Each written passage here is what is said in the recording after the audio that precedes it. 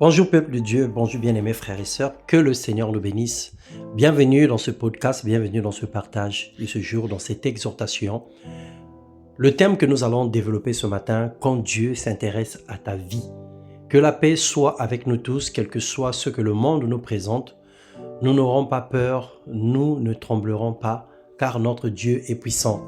Bien-aimé dans le Seigneur, il est écrit que fais de l'Éternel tes délices et il te donnera ce que ton cœur désire.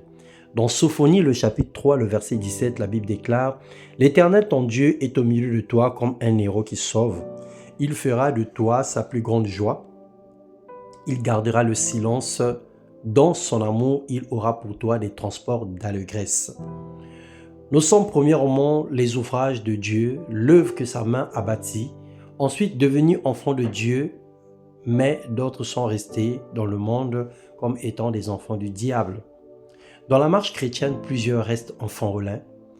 Certains deviennent fils à cause de la maturité et de l'expérience avec le Saint-Esprit.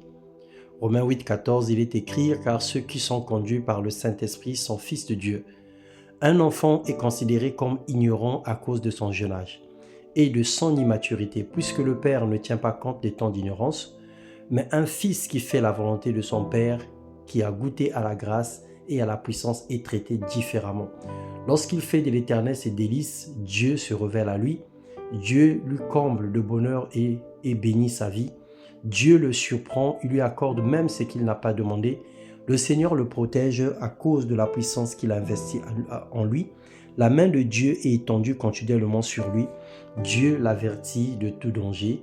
Dieu le guide et le laisse être conduit par sa volonté. Un tel fils docile mange les meilleures productions du pays. On dit de lui qu'il est puissant. Le cœur de Dieu se réjouit à son sujet.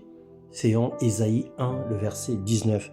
Bien-aimé dans le Seigneur, lorsque Dieu s'intéresse à ta vie, la bénédiction te suit. La bénédiction est attachée à ta personne, à ta vie.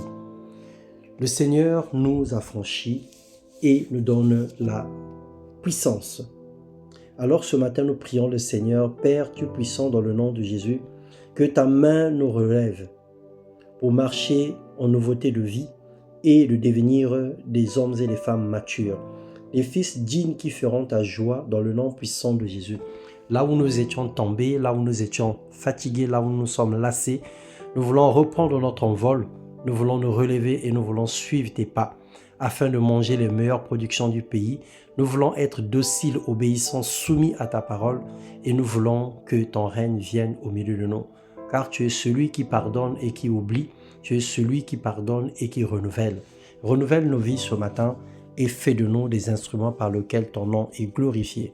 Que ton nom soit béni, que ton nom soit élevé dans le nom de Jésus-Christ. Amen.